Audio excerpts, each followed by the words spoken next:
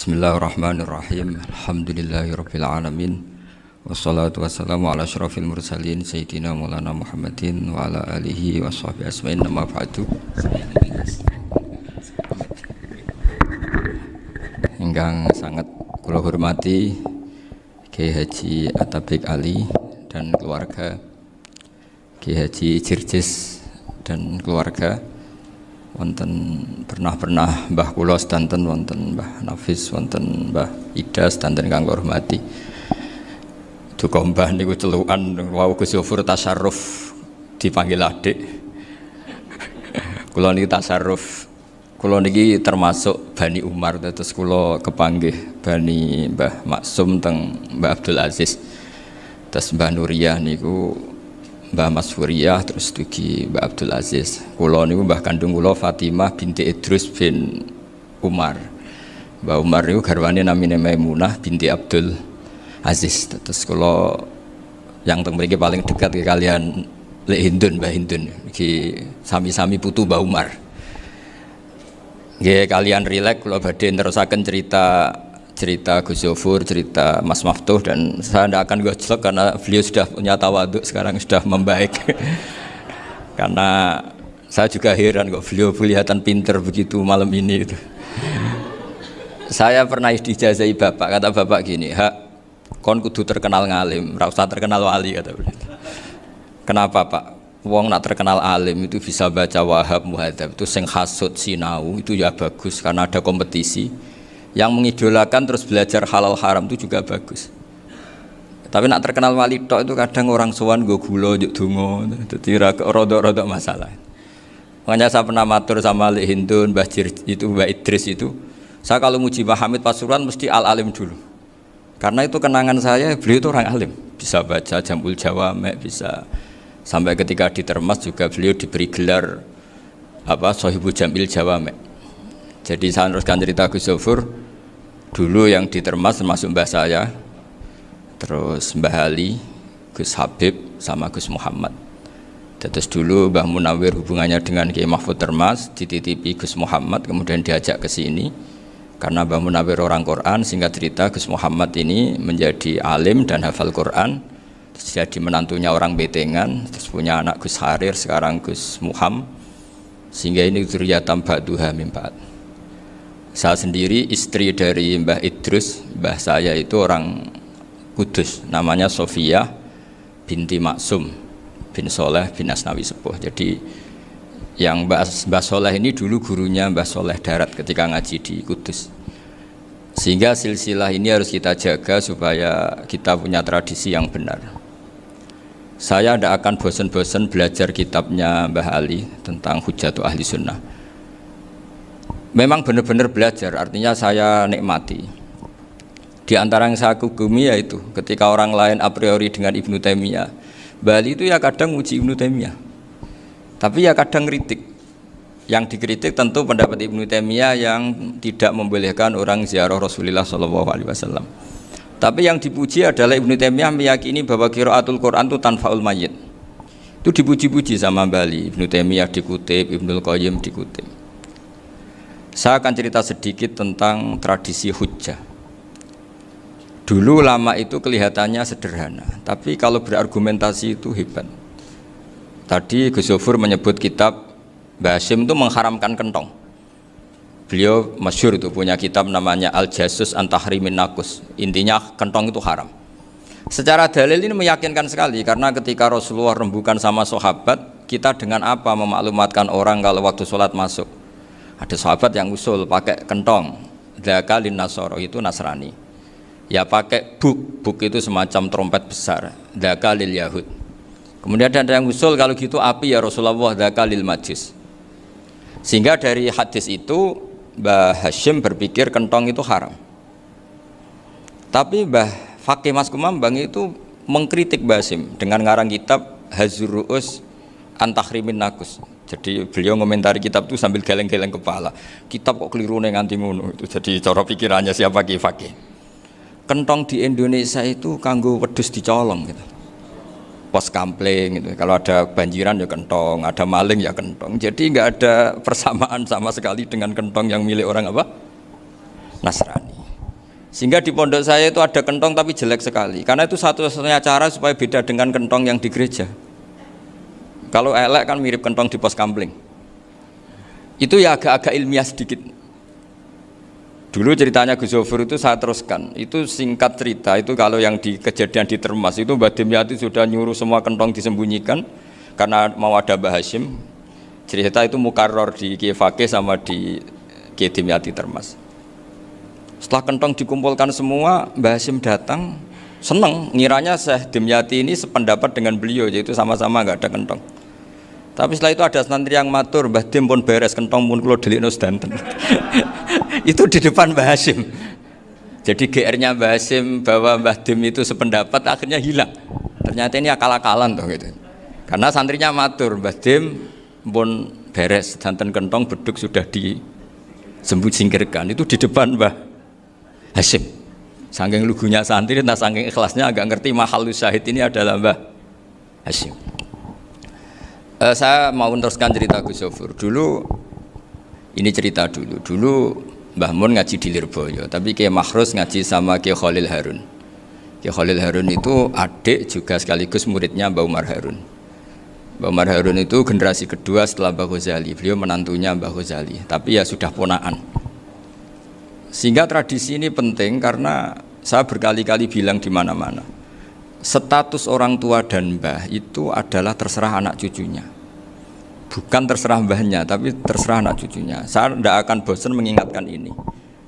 Saya pernah di makamnya Nabi Yakub, itu ya dikemuli bendera Israel. Di makamnya Nabi Dawud. Nabi Ibrahim juga dekat sinagog. Sehingga Quran membela Nabi Ibrahim disebut maka anak Ibrahimu Yahudiyya wala Nasraniyya. Karena ketika beliau berposisi di Israel, kemudian penguasanya adalah Yahudi, bisa saja makam ini ditulisi dan distatuskan ala Yahudi.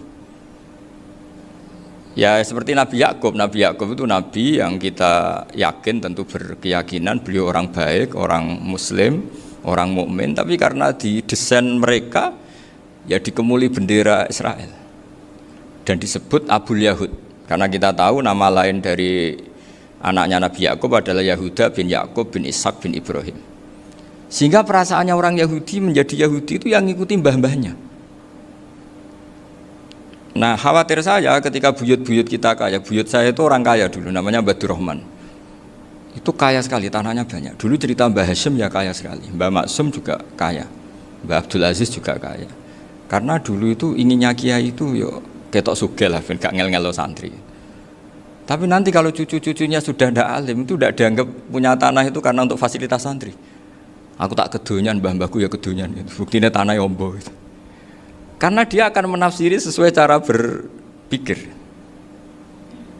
Makanya sanad keilmuan yang diceritakan Gus Zofur itu harus diulang-ulang. Kalau nggak diulang-ulang, maka kita akan berpikir sendiri untuk menafsirkan Masyayikhon al-Kiram atau Ajdadan al-Kiram. Nah, ini yang bahaya, yang sering Quran mengingatkan. Jadi ada status yang disematkan oleh anak cucu kayak orang Yahuda tadi, Yahuda bin Yakub bin Ishak bin Ibrahim, itu menstatuskan mbah-mbahnya yang bernama Ibrahim itu Yahudi. Sampai Quran sendiri yang bela maka anak Ibrahimu Yahudiyya wala Nasraniyya.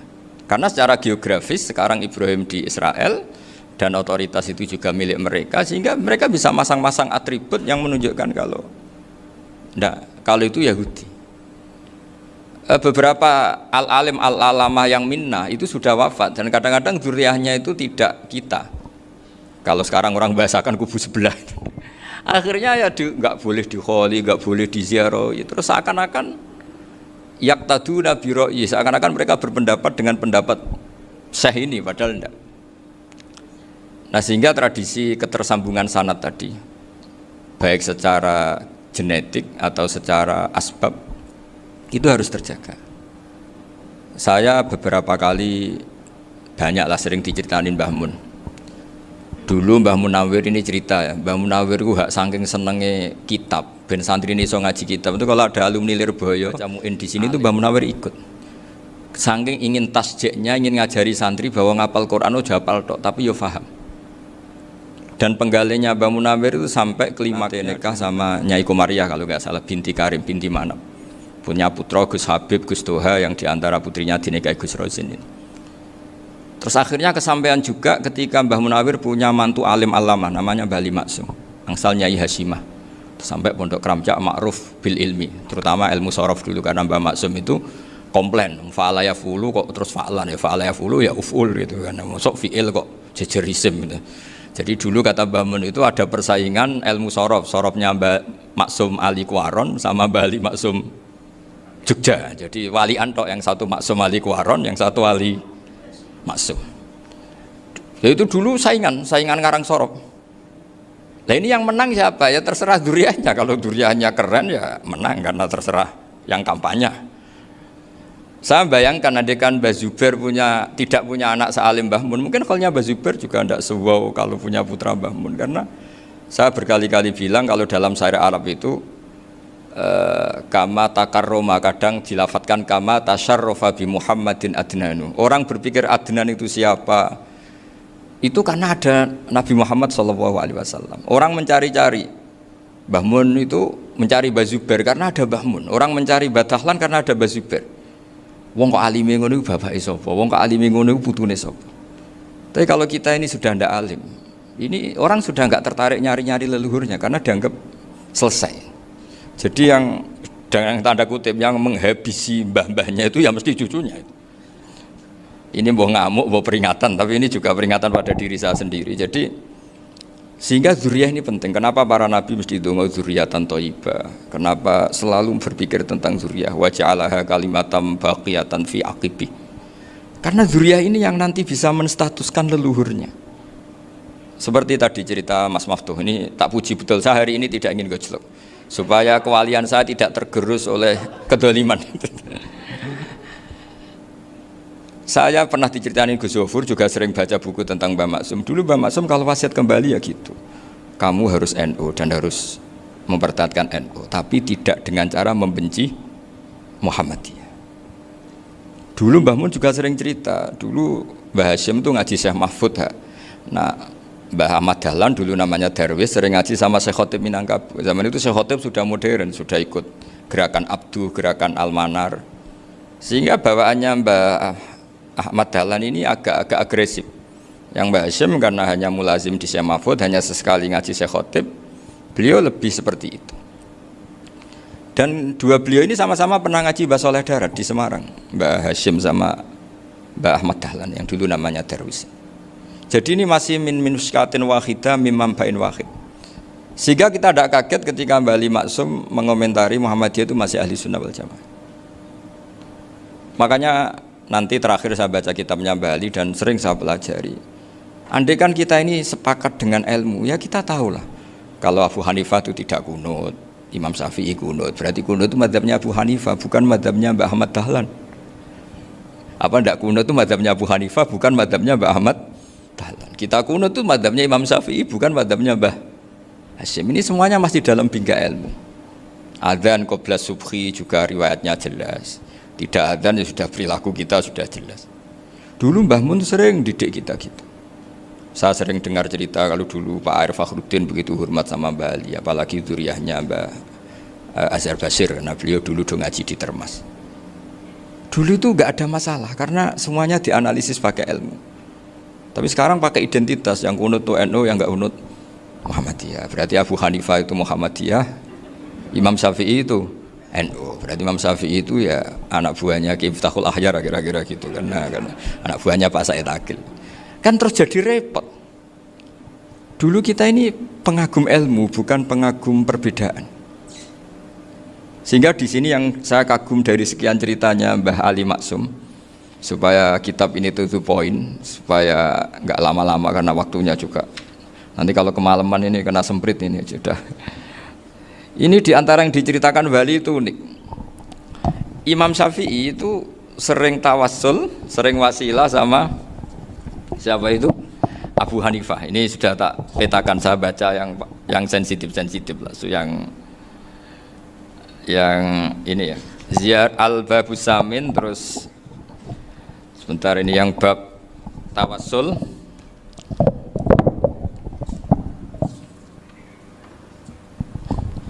Ini halaman 90, mungkin santri-santri Kerapjak bisa ngecek lagi di kitab Hujjatu Ahli Sunnah. Ketika cerita tawassul, di antara yang diceritakan Mbah Ali Maksum adalah perilaku ya, bukan sekedar statement tapi apa? Perilaku. Perilakunya Imam Syafi'i atau ahwalnya kalau bahasa halusnya, yang selalu ke makamnya Abu Hanifah untuk tawassul. Padahal Imam Syafi'i itu orang yang secara ilmu sering ngeritik Abu Hanifah. Jadi ini saya baca ini di halaman 100, jadi tawassul mulai halaman 9 berapa ini sampai halaman ini yang qala sami'tu Syafi'iyya yaqul inni la atabarraku bi Abi Hanifah wa aji'u ila qabri fi kulli yaumin za'iran fa idza uridat li hajatun shallaitu rak'atain, halaman 100, waji'tu wa sa'altu wa ta'ala al hajat indahu fama tab'udu anni hatta tuqda. Kanal Imam Syafi'i ayyama huwa bi Baghdad yatawassalu bil Imam Abi Hanifah yaji'u ila dorihi fayusallimu alaihi wa yatawassalu ila Allah bihi fi qada'i hajati. Terus wa yatawassalu Imam Ahmad bi Imamin Syafi'i. Jadi di antara yang diceritakan Mbah Ali Maksum itu betapa Imam Syafi'i yang terkenal sering mengkritik Abu Hanifah dalam tatanan fikih karena beliau tidak percaya ada istihsan. Abu Hanifah berpendapat adanya istihsan. Kita tahu lah ikhtilafu Syafi'i wa Abu Hanifah itu besar sekali. Tapi beliau itu tahu Abu Hanifah itu orang yang sangat soleh. Abu Hanifah itu kalau ketemu sama orang yang utang beliau itu yang lari bukan yang utang Abu Hanifah, karena takut orangnya itu izin. Jadi kalau ketemu yang utang di jalan itu yang sembunyi itu Abu Hanifah. Kenapa engkau sembunyi? Ada yang utang saya lewat, nanti orangnya malu. Jadi setingkat Robi'ah Adawiyah itu beliau di rumah ada maling itu sembunyi. Ditanya kenapa engkau sembunyi? Malu, gak ada yang dimaling. Malu sama malingnya karena serumah itu gak ada barang yang layak dicolong gitu. Itu Robi'ah dia sembunyi. Itu yang bisa niru itu Abu Hanifah. Jadi wali-wali besar ini ternyata saling menghormati dan saling tawassul. Nah saya berharap tawassul ini bukan sekedar perilaku sosial, tapi memang ada sanatnya. Sehingga terus diceritakan Bali di sini dulu istaqa Umar bil Abbas. Kata siapa tawassul harus dengan Rasulullah SAW? Dulu istaqa Umar bil Abbas. Sayyidina Umar itu tawassul istisqa dengan Sayyid Abbas. Padahal kita tahu Sayyid Abbas ini tidak nabi. Terus beliau cerita sampai Imam Syafi'i tawassul sama Abi Hanifah. Sehingga nggak ada perdebatan itu kan Umar. Kalau Umar kan ada jaminan boleh diikuti karena beliau sahabat. Bali cerita tentang Imam Syafi'i yang tawassul dengan Abu Hanifah. Seargumentatif itu. Maka saran saya kepada alumni Kerapjak, santri-santri Kerapjak, karena saya hanya berani ngomong sama santri Kerapjak, sama mas saya ada berani kalah sepuh. Itu tradisi keilmuan itu harus dijaga dengan hujjah dan dengan tadwin, dengan pembukuan. Saya punya sekian cerita ya, misalnya dulu kita mungkin iskal itu janggal. Kenapa sih orang Islam tukaran sama orang Islam itu? Sehingga di antara doa Nabi yang enggak dikabulkan Allah, enggak boleh dikabulkan sama Allah, enggak boleh, bukan berarti enggak mustajab. Redaksinya famana aniha, memang enggak boleh. Redaksinya bukan falam yastajib lahu tapi famana aniha. Di Al-Marrah As-Salisa ini Nabi dilarang, yaitu melarang umat Islam itu jangan sampai tukaran sama umat Islam sendiri. Itu kata Allah, ya tidak bisa kata Allah, kalau itu tidak saya kabulkan. Itu dulu guru-guru kita nyontohkan sederhana. Kira-kira kalau saya tukaran wek Gus Zofuru, Mbah Mun luwih ikhlas dibanding ditukari wong liya. Nek ana kakak ditabuk adik, wong tua luwih ikhlas dibanding ditabuk tangga. Barokahnya membaca kita lebih mentoleransi. Kalau ada Mbah Hashim dikritik Mbah Fakih Mas Kumambang, kita ikhlas itu. Tidak dikritik guru PAUD itu kan, atau dikritik orang-orang yang nggak bisa ngaji. Artinya ternyata keliru kita bilang kiai kok tukaran. Justru bagus kiai tukaran dibanding kiai dikritik guru PAUD atau dikritik orang-orang yang nggak bisa baca kitab. Akhirnya barokahnya baca kita menjadi tahu. Dulu Mbah Mun sering cerita, ini masih cerita silsilah ya. Jadi Mbah Ali Maksum tadi kita tahu di antara guru besarnya Mbah Ali Maksum tentu Mbah Mahfud Termas. Beliau adalah adik dari Kiai Mahfud Termas. Mbah Dimyati ini adik Kiai Mahfud Termas.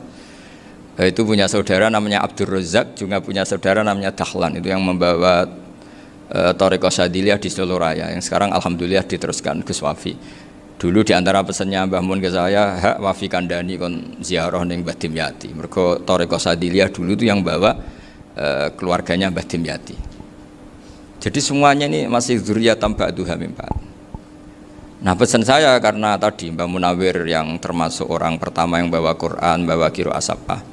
Kenapa saya bilang termasuk? Karena kalau bilang paling yang pertama ini nanti butuh data dan itu agak kerepotan. Tapi yang jelas mimman istahara lah. Mimman istahara yang membawa sab'ah ke sini itu adalah Mbah Munawir. Terus beliau ngajarkan diantaranya ke Mbak Arwani pakai kitab Satibi, pakai kitab Nazmus Satibi. Terus Nazmus Satibi itu diteruskan oleh Mbak Arwani, ditulis. Yang nulis dulu Mbak Dola Salam. Bapak saya itu murid Mbak Dola. Dulu Mbak Dola sebelum ke Mbak Arwani ngaji sama Ki Said di Sampang. Bapak saya sebelum ngaji di Mbak Dola sudah hafal Quran lewat buyut saya sendiri namanya Ki Zubaidi. Yang Ki Zubaidi akhirnya jadi menantunya Mbak Ahmad Su'eb. Jadi buyut saya kandung ini namanya Sofia, itu angsal keluarga Lasem, yang adiknya Sofia ini punya adik Badiah yang jadi ibunya Ki Sahal. Terus Ki Sahal punya Mbak Yu namanya Muzayanah, punya di garwa Ki Mansur punya anak Gus Qayyum. Jadi dulu ibu saya, ibunya Gus Sofur, ibunya Pak Maftu itu semuanya di Lasem. Karena saya dari keluarga Gen ya Lasem, dari keluarga sanad guru ya Lasem.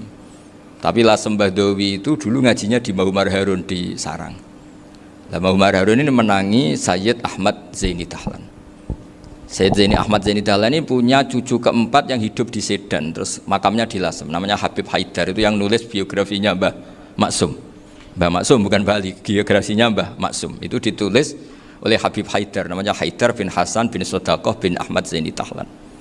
Nah, Habib Haidar ini menantunya Sayyid Hamzah Sato.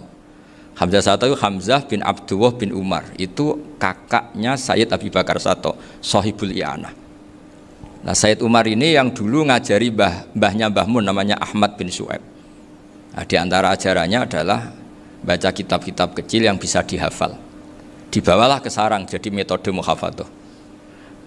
Tapi kemudian lama-lama oleh pondok itu jadi syarat kenaikan kelas. Dulu nggak ada muhafadzah untuk kenaikan kelas ya, supaya orang alim itu harus hafal. Lama-lama dipakai syarat untuk muhafadzah. Jadi semua ini sanad harus kita ingat supaya kita bisa menjaga tradisi. Termasuk tradisi ini kiai seneng jagungan, terus ngomong ra penting. Itu juga sanad. Setahu saya Mbah Mun itu kalau ketemu bapak ya guyon terus. Saya punya kenangan tuh yang dulu agak iskal tuh begini. Ada isu lah, entah isu entah hoax entah apa, ada kaji itu agak beling itu, pokoknya beling lah gitu. Seneng siapa itu, rondo lah apa itu. Pokoknya beling gitu. Ketika Mbah Mun dilaporin tamu kalau kaji itu beling sama rondo itu. Mbah Mun tanyanya lucu. Lho ayu no cung. Wahyu banget Mbah. Wahyu. Itu bapak juga bakas ayu nih. Dulu saya sekali ini kiai kok bakas wong ayu, bakas budine barang lah kira-kira gitu. Tapi setelah saya tambah alim, tambah ngerti itu, kata bapak gini, ya apik bakas ayu hak timbang iyakno malah qadzaf. Ternyata seni. Sekali Mbah Mun atau bapak bilang, "Kaji kok zina, kaji." Maka larinya ke qadzaf. Maka menghindari bahasa menuduh, ngomong yang enggak penting. Lho ayu no. Jadi kiai dulu tuh orang sok suci tapi menghindari hal-hal yang jadi punya seni untuk ngelola kehidupan. Orang bermalam-malam jagungan sama teman asik itu kan perlawanan terhadap nafsu kita, syahwat kita untuk mungkin nikmati dugem di bar atau di tempat-tempat maksiat. Itu setan di Indonesia tuh kakuati sama Ki Jawa. Orang supaya nggak tertarik maksiat itu Ki Jawa cukup ketemu kancane masak terong guyon, gejolok-gejolokan zaman mondok, sewengi lulus sangka maksiat. Bar wis tutup. Perlawanannya sederhana, nggak pakai tahajud, nggak pakai wiridan, karena Ki Jawa juga kau rapati potongan ahli ibadah gitu, itu jagungan gitu.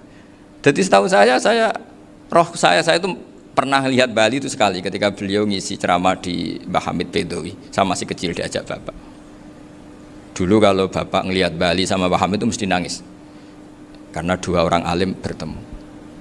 Yang akhirnya ya bisanan itu Mbah Hamid punya anak Gus Nasih, di sini ada Mbah Nafisa, terus jadi Mbak Salih Hindun itu. Jadi dulu tuh ya guyon terus ketika ketemu. Itu yang sering bodoni Mbah Hamid itu ya Ki Bisri.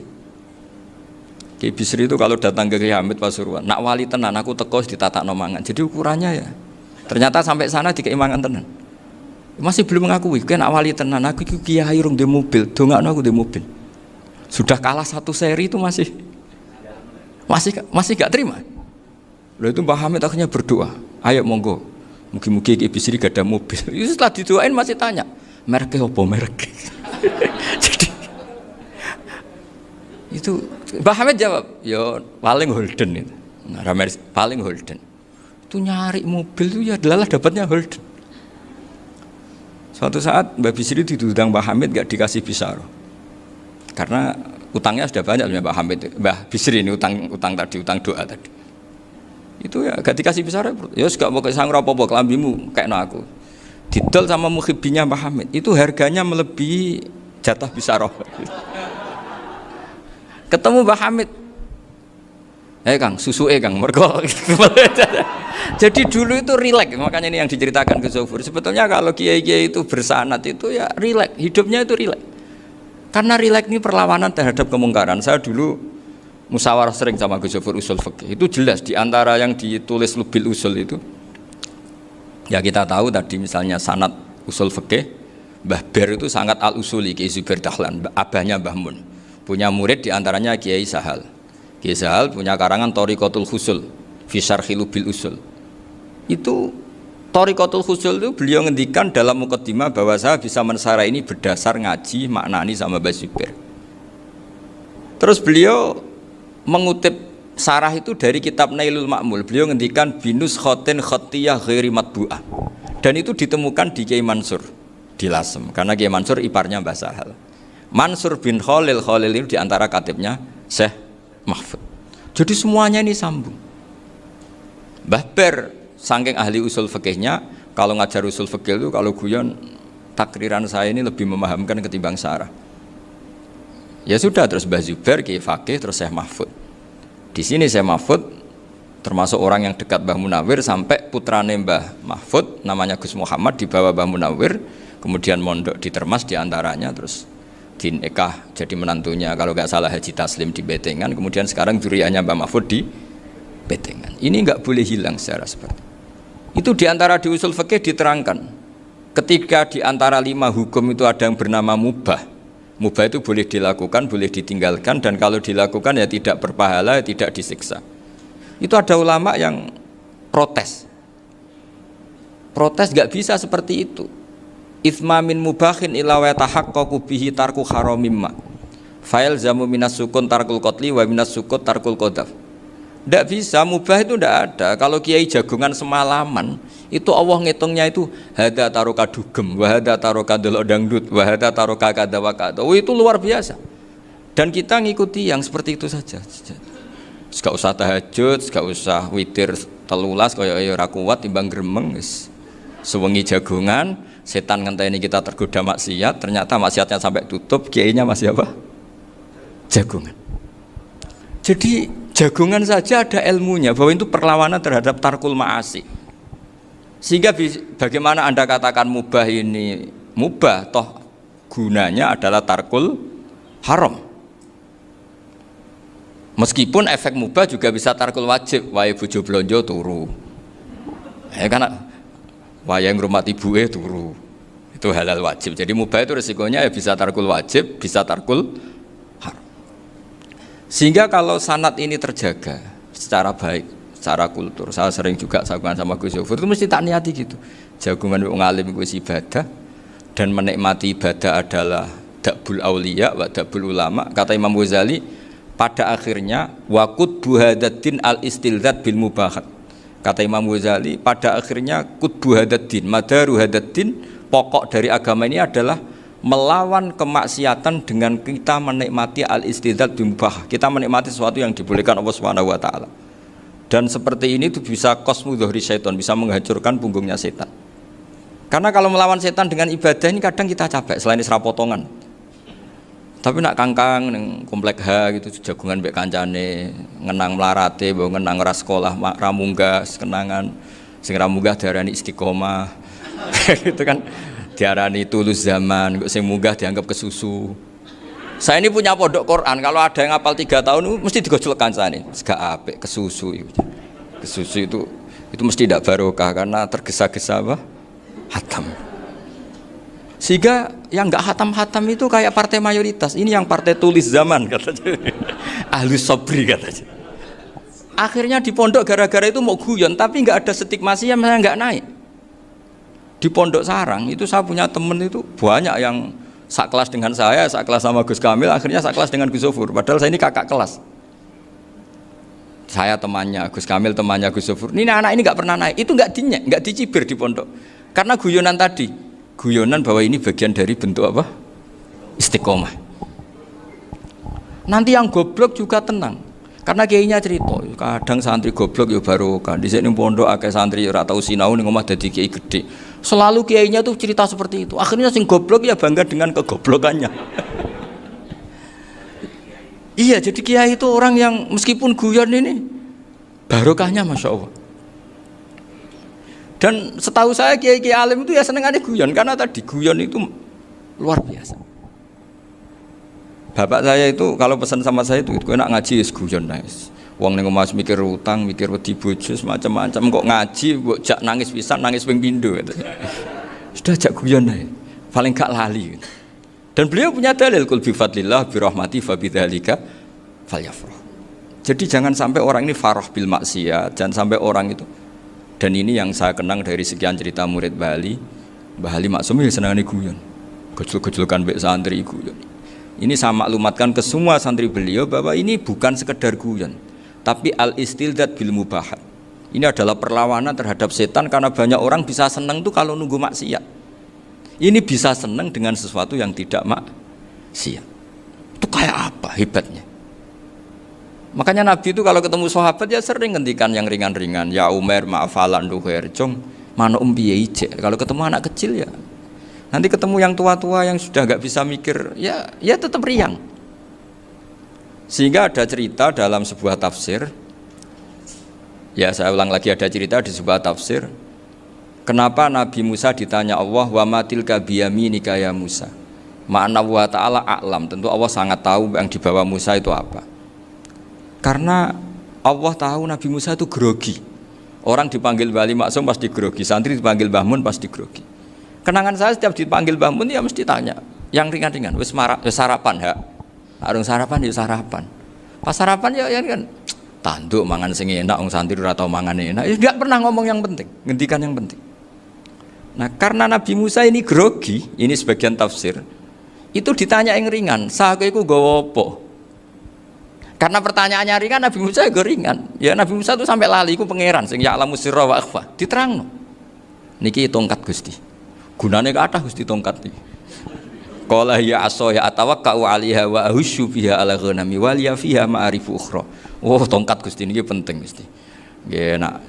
Nggih macam-macam lah Gusti. Atawakkau 'alaiha wa ahusyu biha 'ala ghanami kangge menghalo kambal. Masih terangno terakhir dan yang lain-lain Gusti. Wal ya fiha ma'arifu ukhra. Sehingga akhirnya rileks. Karena Nabi Musa terus ngerti. Ternyata ketemu pangeran itu enggak seserem yang saya bayangkan gitu. Pertanyaannya ringan. Itu ada ilmunya. Tapi cerita ini yang versi tafsir ini tidak yang seperti di Manaqibul Ghazali. Di beberapa kitab tentang Manaqibul Ghazali diceritakan di alam roh Nabi Muhammad SAW itu yubahi bi ummati, saking yubahinya sampai ngendikan ulama ummati ke anbiya'i Bani Israel. Ulama umatku itu pinternya atau statusnya itu mirip-mirip lah. Kaf itu ya mirip-mirip lah, mirip-mirip kayak ulamanya nabinya Bani Israel. Akhirnya Nabi Musa itu tersinggung sekali. Bagaimana mungkin ulama disamakan dengan apa? Nabi. Sehebat-hebatnya ulama itu kan tidak akan yabluhu darajatan nubuwah atau yartaqi ila darajatin nubuwah. Itu akhirnya ya kalau kamu nggak percaya panggil.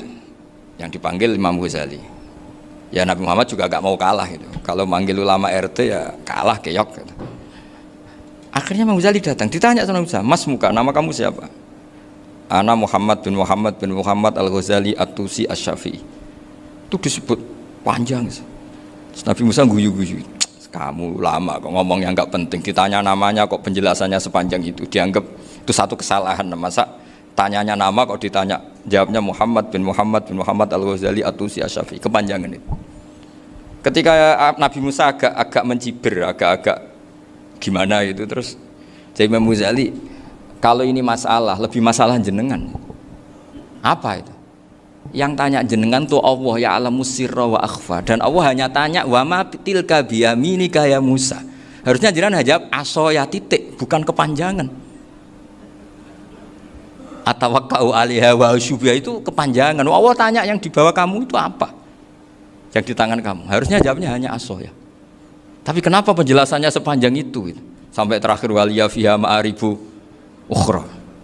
Terus pinter tenan kayak gitu. Terus ada Nabi Musa terus bilang, ya pinter tenan aja gitu.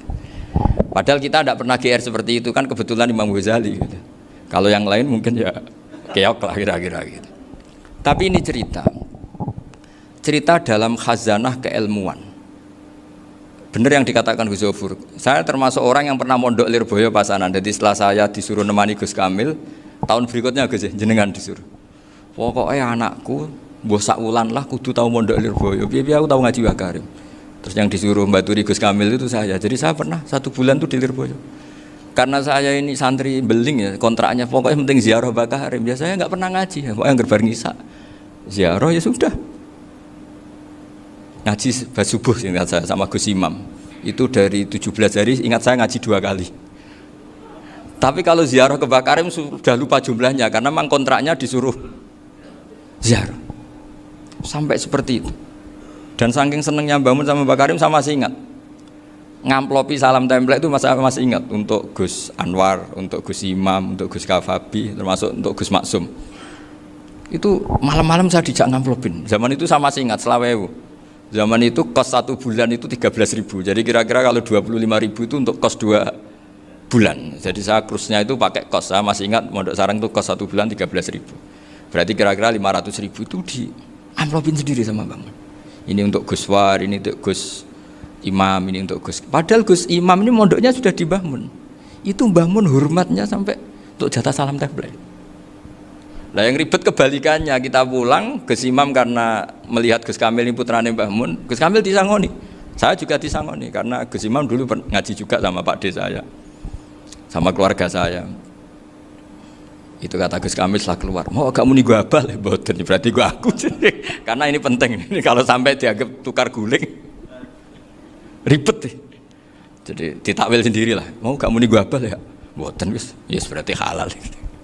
Tapi sama Mbah Mun ya ditanyanya bukan apa, karena untuk meneruskan tradisi bahwa kalau kiai ketemu itu ya saling memberi hadiah, saling itu sudah faqaddimu baina adena juwakum apa sedekah. Sehingga ketika Krapyak ini punya Bali Maksum alim allamah, kemudian melahirkan murid-murid yang juga ipar kayak Mbah Warsun bisa ngarang apa Kamus Al-Munawwir, Pak Bik juga punya karangan Kamus Al-Mu'asir. Saya itu punya semua. Karena ini adalah buah dari bahwa kita ini tidak kalah sama produk-produk yang di sana. Bahwa produk di kita ini sudah cukup untuk mengantarkan orang menjadi alim allamah. Dulu Mbah Zubair ke Mekah ya sudah alim allamah. Gus Zofur ke Al-Azhar sudah alim. Semua teman-teman kita ke Mekah itu sudah alim semua. Padahal produk mondoknya ya tadi mau digojlok kiai ini, terus mangkel be keamanan biasanya itu. Biasanya musuh besar pondok itu keamanan. Jadi ya bukan berarti gojlok ibunya Gus Maftuh enggak, biasanya keamanan tuh musuhnya apa? Banyak. Jadi cerita-cerita saya mohon sekali murid-murid Krapyak jangan hanya ngaji fikih. Kalau hanya ngaji fikih itu posisi Abu Hanifah itu seakan-akan nyun sewu orang yang sangat tidak ahli hadis. Karena beliau di situ kelihatan kalah sekali dengan Imam Syafi'i. Apalagi di perdebatannya Muhammad bin Hasan Asy-Syaibani dengan Imam Syafi'i itu kelihatan sekali betapa Abu Hanifah itu orang yang nyun sewu ditinggalkan dalam ilmu hadis. Sampai beliau hanya dapat gelar min ulama ahli ra'yi, termasuk ulama yang kuat logikanya. Juga harus baca kitab-kitab seperti ini. Ternyata di balik Imam Syafi'i mukhalif pada beliau di bab-bab fikih, perilakunya sangat hormat. Sampai beliau tuh kalau tawassul ke kuburannya Abu Hanifah. Dan beliau ngendikan an-nasu fil fiqhi iyalun ala Abu Hanifah. Semua orang yang ahli fikih itu masih anak buahnya Abu Hanifah. Saya berkali-kali cerita, mazhab Syafi'i itu alatut tadhir hanya 2, yaitu alma wa turab. Abu Hanifah nambahi wanar. Alasannya Abu Hanifah, orang mukmin yang dosanya banyak itu dibakar di neraka, dan alasannya Allah litadhirihim, untuk mensucikan mereka. Sehingga pikirannya Abu Hanifah, an-nar itu min alatit tadhir. Apa yang terjadi ketika bata itu, batu bata yang dibakar, di situ campur teletong, campur apa-apa, itu kalau sudah hormat Abu Hanifah selesai, sudah suci, karena sudah ngelewatin pembakaran. Meskipun kita tidak akan kalau kehilangan air terus wudhu dengan api, bisa bunyak semua itu. Tapi apapun itu menjadi solusi. Sehingga saya punya kitab namanya Ikhtilafu Malik, Ikhtilafu Malik wa Abu Hanifah atau Ikhtilafu Syafi'i ma Abu Hanifah. Itu kelihatan sekali kalau Abu Hanifah itu nyuruh saya posisinya kalah. Karena yang ngarang orang-orang Syafi'i. Tapi kalau melihat kitab-kitab kewalian, misalnya di kitab Mizan Kubro ini juga sering disebut kisah itu Mbak Ali Maksum tentang Imam Sa'roni. Berkali-kali beliau mengutip Mizan Kubro. Itu Abu Hanifah adalah orang yang sangat mukasyafah. Artinya ketika Nabi cerita air wudhu itu menjatuhkan dosa, tidak ada air wudhu yang jatuh ke kamu kecuali saat itu juga dosa kamu jatuh. Itu beliau datang ke Madharota Kufah. Kemudian beliau bilang sama si orang tua tadi, tub anizina. Orangnya terus bilang atubu minazina. Ada lagi pemuda datang dibilangin tub an ukuki walideka, terus bilang tub tu an ukuki walidayya. Sampai yang terakhir ada tub an simai alatilahwi atau an samai alatilahwi, terus tub tu an samai. Ketika orang itu ditanya, kenapa engkau begitu tahu dosanya apa? Saya tahu air wudhu ini menjatuhkan apa. Jadi kira-kira kalau zina mungkin ya batang babi lah, kalau hanya sekedar melihat bak-bak mungkin ya curut atau tikus lah kira-kira gitu. Nak dulu diluk ya mungkin ya tikus cilik gitu. Nak dulu suwi ya tikus werok itu atau apalah, pokoknya beliau itu tahu. Tapi anehnya Abu Hanifah apa? Setelah itu dia nangis minta mukasafahnya ditutup. Ya Allah, saya ini mukasafah kok malah menjadi tahu sawatil mukmin. Padahal aturan syariat jenengan man satara musliman satarahu, bahwa enggak baik melihat jeleknya orang mukmin. Minta ditutup. Makanya saya ini bangga ada mukasafah. Makom yang kita sampai sekarang itu makom setelah Abu Hanifah mukasafah. Jadi Abu Hanifah repot-repot mukasafah, minta makomnya ditutup, tidak menjadi mukasafah. Dan alhamdulillah kita sudah tidak mukasafah sebelum minta ditutup. Jadi kita ini keren. Keren karena aturannya itu man satara musliman satara huwa, yang tidak tahu aibnya orang muslim maka Allah akan nutupi aibnya di akhirat. Dan kita alhamdulillah barokahnya tidak mukasafah, tidak ngerti aibnya orang mukmin. Jadi kita harus pakai patokan ilmu. Saya ulang lagi, kita harus pakai patokan. Makanya saya tahu betul ketika Kiai Hamid Pasuruan, beliau dulu ngaji Jamul Jame, ngaji Juman, Bali Maksum di sana sama Gus Habib, sama Gus Muhammad bin Mahfud, termasuk mbah saya kandung dulu Kiai Sidik, mbah saya yang itu juga ngaji di Termas. Bapak saya dulu Kiai Nur Salim ngaji di Buyut Baiti. Dulu itu kawin juga sederhana, kayak cerita Gus Sofur. Jadi bapak saya kandung itu Kiai Nur Salim itu ngaji di Mbah Baiti. Mbah Baiti itu adik kandungnya buyutnya saya dari ibu. Nah, Mbah Baiti itu teman akrabnya mbah saya namanya Kiai Nur Sam, Mbah Nur Sam. Singkat cerita terus Nur ke Jorabi arabekno itu. Setelah bapak saya ke Badullah mau ditawarin jadi mantu, kata bapak saya kula pun dipek mantu Mbah Baiti. Akhirnya dapat ibu saya itu. Karena ibu saya itu cucu Mbah Baiti, cucu lambung, jadi mbahnya ibu saya itu Mbak Yunya Mbah Baiti. Namanya Mbah Sofia tadi yang dapat Mbak Idris itu, yang Mbak Idris ini bin Umar. Ya Mbah Umar yang mbahnya Mbah Hamid, Hamid bin Abdul bin Umar. Kalau bahasa itu Fatimah binti Idris bin Umar. Dulu kecilnya Mbah Idris namanya Abdul Khalik. Kalau kecilnya Mbah Hamid namanya Abdul Mukti. Kalau kecilnya Mbah Maksum namanya Muhammadun kalau nggak salah. Dulu itu orang dulu itu namanya dua-dua karena diganti ketika musim apa? Haji. Jadi ini terjaga. Sehingga tidak ada ceritanya kiai-kiai yang jagongan kemudian santrinya itu yang agak-agak khawarit. Kiai kok sungi-sungi jagongan, gak tahajud, gak duha, itu tidak ada seperti. Karena ini dianggap fi'lul mubahat untuk melawan mungkarat. Jadi sehingga di kitab Ihya diterangkan, kamu jangan ngira orang-orang soleh ketika jagungan itu min ahlil bitolah wa takasul. Itu orang-orang yang pemalas, itu enggak. Tapi mereka bisa mengasyiki Allah. Bahwa dalam jagungan ketemu teman ya asik, gejul-gejulkan sama Pak Maftuh ya asik. Dan keasikan ini bentuk perlawanan terhadap keasikan harus dengan maksiat. Itu kayak apa kalau kita ngaji sampai seperti itu. Termasuk tadi yang diceritakan Pak Maftuh kitab Hunyah. Semoga beliau cerita juga pernah belajar. Saya pernah belajar kitab Hunyah khatam. Itu diantara yang diceritakan Syekh Abdul Qadir Al-Jilani tadi kata beliau Al-Jilani dipakai Jim Al-Jilani. Ini agak beda dengan kita. Mbah Zubair itu punya kitab namanya Al-Qalaid Al-Luluyah. Beliau menfatwakan nama-nama ajam itu kamu bebas. Ajamiyun fasna bihi masyita. Sehingga kita kalau punya kiai harus mau qolal ustukhri. Sehingga mau qolal istukhri. Tirmidzi juga nasibnya sama. Qolat rawahut Tirmidziyu. Sehingga rawahut Turmudziyu. Yang satu rawahut Tarmidziyu. Ya karena kita keluarganya Tarmidzi apa enggak gitu. Makanya kata Mbah Mun sama masih ingat. Kata cerita Gus Zofur tadi, adabnya Gus Zofur itu cerita tentang keluarga ibunya. Padahal keluarga ibunya juga orang-orang soleh yang luar biasa. Itu kata Mbah Mun, kowe roh jenenge Imam Bukhari tahu ya. Jenenge sapa? Saya nyebut Muhammad bin Ismail bin Ibrahim bin Muhirah bin Bardasbah. Lah iya Bardasbah mbok waca Bardisbah yo. Lah cara kene mbok Parmin mbok Parlan. Jadi Bardisbah mbok Bardasbah iku cara kene yo Parmin Bapak. Iku rak Mbah Fadl Senori dadi kabeh diwaca Arab. Jenenge Mbah Umar Harun. Dhisik yo wong sarang Mbah Harun mbok kira nang yo ora roh, wong dhisik yo wong kuno.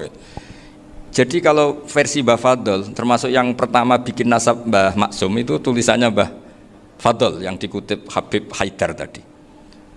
Ya saya seperti Gus Zofur juga mencari-cari hubungan ulama-ulama di Jawa itu Mbah Mun itu kalau bicara mbahku orang sing jenenge Kiai Serut, kalau ditulisannya Mbah Fadl itu Syaraf.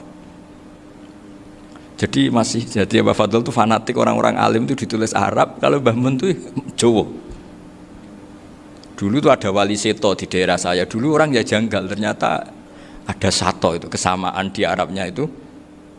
Sehingga kiai-kiai itu ada fanatik Tirmidzi, Turmudi, Tarmidi, Jilani, Jailani karena ajamiyun fasna bihi masyita. Jadi kalau nama-nama ajam semonggo lah baca sekenanya sementing. Cuma mungkin tahqiqnya benar Pak Maftuh tadi memang di Mu'jamul Buldan itu Al-Jilani bikasri jim ya sudah kita baca Al-Jilani. Sebab itu kayak Pondok Pelosok Lirboyo itu menurut saya bagus. Orang itu maknani betul sama gurunya. Kalau sarang enggak. Kalau Pondok Lirboyo, pondok yang tadi ternyata keluarga Mbah Munawir sini pernah bisanan, yaitu Mbah Zaini pernah nikah sama Nyai Komariah ya kalau nggak salah, punya putra Gus Habib ya, Pak Toha dan sebagainya. Itu betapa hubungan pondok Quran sama pondok kitab dulu itu nggak pernah terputus. Bapak saya selapal Quran itu dulu ngaji Mbah Zubair. Jadi bapak saya sering ngutip mu'en apa, padahal bapak saya itu terkenal tuh, beliau cita-citanya itu saya ingin hafal Quran kayak hafal Fatihah. Beliau itu sampai 10 lanya sekali. Karena beliau inginnya hafal Quran kayak hafal Fatihah. Termasuk murid terbaiknya Mbah Dullah bapak saya. Itu ya ngaji kitab. Sehingga kata Mbah Mun, jadi Mbah Munawir de mantu Bali Maksum. Itu ya sudah dipenggali. Sudah dipenggali dituruti pangeran. Lahirlah seorang Bali Maksum yang membawa. Jadi dulu itu ya Gus Muhammad yang ngaji di Termas, nanti Mbak Arwani sebelum ngaji di sini ngaji di Tebu Ireng. Sehingga Mbak Arwani bisa ngarang kitab. Beliau ngarang kitab tentang Sab'ah. Faidul Barokat namanya. Ya nulisnya ya fasih ya. Saya punya tulisan tangannya Mbak Arwani itu banyak. Saya juga punya tulisan tangannya Mbak Hasyim Asy'ari ketika nyurati buyut saya yang di Damaran itu pakai bahasa Arab. Jadi dulu itu Mbah Ali Maksum juga sama. Surat-suratannya dulu sama tokoh-tokoh Muhammadiyah ya bahasa Arab.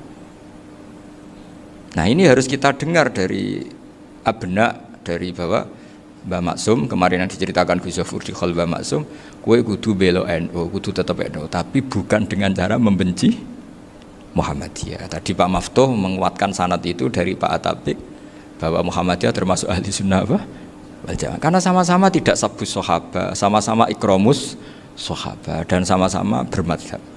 Nah soal akhirnya ada beberapa yang serapati seneng ngaji ini yang agak ribet.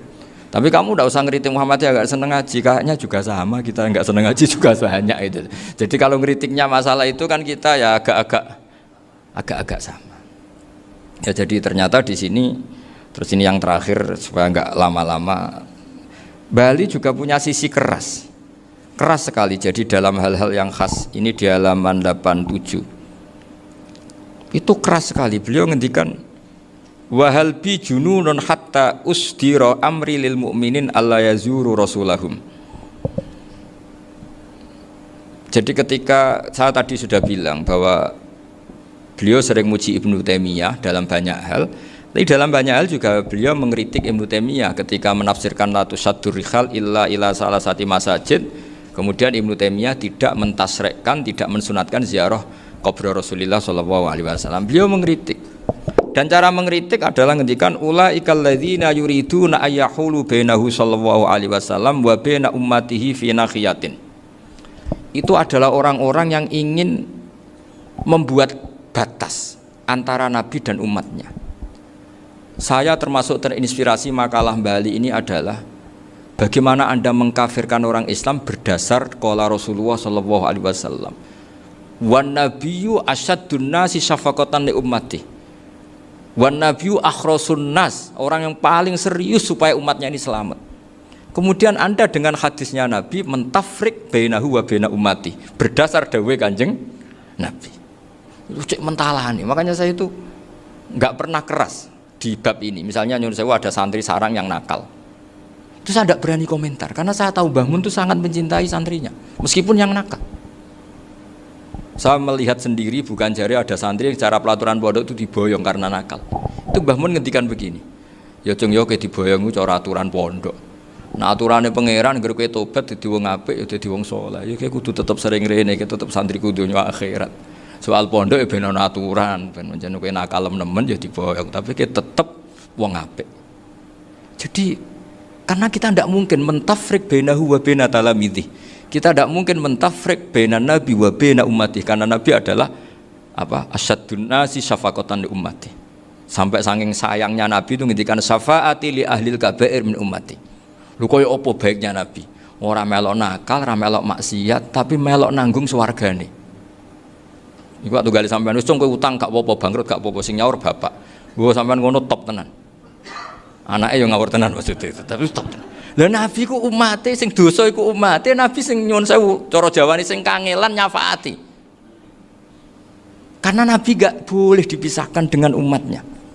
Makanya kata Bali Maksum ulaikal ladzina yuriduna ayyahulu bainan nabi wa baina ummati. Itu mereka adalah orang yang ingin memisahkan nabi dengan umatnya. Masa kita ngafirkan umatnya nabi berdasar dawuh nabi? Itu kan sama, saya benci santri Anwar berdasar dawuh Mbah Mun, padahal orang tahu semua begitu sayangnya Mbah Mun terhadap santrinya. Sama juga kamu benci santrinya Bali Maksum berdasar dawuh Bali, padahal beliau sangat mencintai santrinya. Nah kultur-kultur seperti ini tidak boleh hilang. Kita punya sanad, punya guru, punya keluarga yang sama. Jadi mbah-mbah saya itu orang Tuban, dekat sama posisi Ibrahim Asmoro Konti tadi yang diceritakan.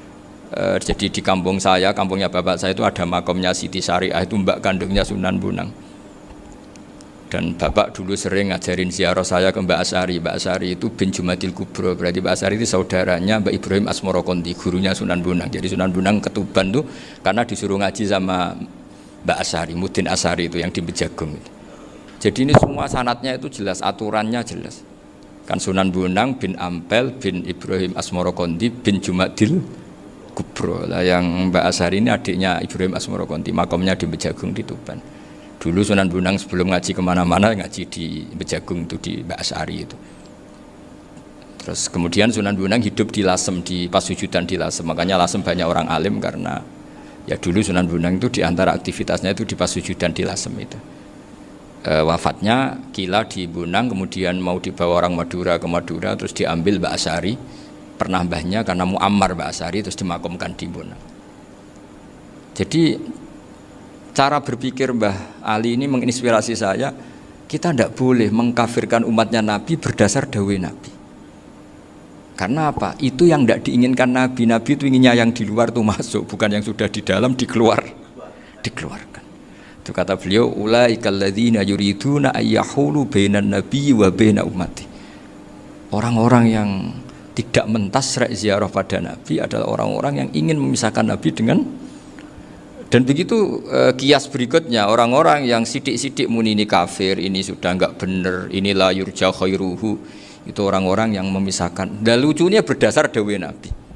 Makanya semua kalau sampai ngaji Mizan Kubro, ini kitab yang sering dikutip Bali Maksum, ketika Nabi ngintikan laisa minna man ghasyana, Laisa minna man latamal hudud wa syaqqal juyub bada'a bid'awal jahiliyah. Laisa minna min tilkal khoslah. Semua ulama mentafsiri laisa minna fi tilkal khoslah, bahwa dalam hal itu Islam tidak bertanggung jawab. Masa menipu berdasar dibolehkan Islam kan tidak mungkin. Semua perilaku yang salah disebut Nabi laisa minna fi tilkal khoslah, bukan laisa minna fayakunu huwa kafirun. Tidak ada satu ulama yang mengatakan laisa minna berarti orang ini kalau menipu sudah kafir. Ketika dosa, ya sak dunya kafir kabeh. Siapa enggak pernah menipu? Sekedar pernah. Siapa enggak sering menipu bahkan? Hobi kadang ya rezekinya dari nipu. Lah itu kalau betul maknanya laisa minna terus kafir, semua orang di dunia kafir. Karena siapa sih yang selain Nabi yang enggak, selain Nabi kan enggak mungkin apa? Maksum. Belum lagi menurut teori usul fikih ada nipu yang wajib. Ya kan, misalnya kita orang baik ketemu orang dolim yang memburu perempuan mau diperkosa terus bersembunyi yang kita tahu, kita wajib nipu apa wajib jujur? Ketika orang dolim tanya, perempuan tadi kemana? Wajib nipu apa wajib jujur? Wajib nipu, karena kalau kita jujur berarti memberi peluang orang dolim menemukan buruannya. Jadi betapa alimnya. Dan ketika kitab Mizan Sa'roni dipakai Bali, dipakai Mbah Mun, saya pernah ngaji Mbah Mun, terus kita tahu maknanya laisa minna fi tilkal khoslah. Sehingga kita tidak mengatakan laisa minna dengan terjemahan letterlek tidak termasuk umatku. Kita tidak akan menambahi fa tafriq fayakunu kafiran, tidak akan selamanya. Karena maknanya laisa minna fi tilkal khoslah. Kenapa kita selalu begitu? Karena enggak mungkin kita memisahkan umatnya Nabi dengan Kanjeng Nabi berdasar dawuh Kanjeng Nabi. Karena Nabi adalah berstatus bil mukminina raufur rahim. Ya terus ini mohon maaf sekali ini yang saya bisa, tapi saya mohon kajian kitab Ahli Sunnah saat tadi sudah matur Gus Afif, Gus Picon supaya kitab ini ditakriri lah, supaya apa ya, lebih apa ya, dan yang nagih harus santrinya, jangan bebankan saya. Ini santri yang pernah mulai sama-sama. Biasanya kalau orang NU pesantren terus ana wong usul jenengan mawon. Senenge lempar-lemparan, itu kata bapak saya, tawadhu keliru aja. Tawadhu itu aslinya wong ra tanggung jawab, ben ketok Islami bebo tawadhu aja. Jadi tawadhu itu orang yang sebetulnya agak punya tanggung, ben kesane Islami pura-pura tawadhu. Jadi, tapi saya mohon lah, ini kitab ini bagus sekali. Di antara yang saya senang adalah beliau cerita kalau Imam Syafi'i sering tawassul sama Abi Hanifah. Padahal kalau kita ngaji di kitab-kitab fikih, Abu Hanifah itu kayak tersangka lah. Di bab ilmu apa? Hadis. Sampai biasa kan di kitab Minhajut Thalibin, walaysa li Abi Hanifah hadisun sahihun. Jadi habis cerita madzhab Malik, madzhab Syafi'i, terus walaysa li Abi Hanifah madzhabun apa hadisun. Wah, kasihan ini. Tapi kalau kamu ngaji Mizan Kubro, Abu Hanifah ini dapat posisi. Karena mesti Mizan Kubro ngendikan farojal amru ila martabatayil mizan. Kemudian dua madzhab ini sama-sama benar, yang musyaddid apa yang mukhaffif. Misalnya dosis tinggi apa dosis ringan, monggo. Dan itu saya ulang lagi, kitab-kitab yang sering dibaca Mbah Ali Maksum, kemudian Mbah Mun, guru-guru kita. Dengan demikian maka benar Gus Sofur tadi, kultur kita, tradisi kita tetap terjaga. Mohon maaf. Assalamualaikum warahmatullahi wabarakatuh.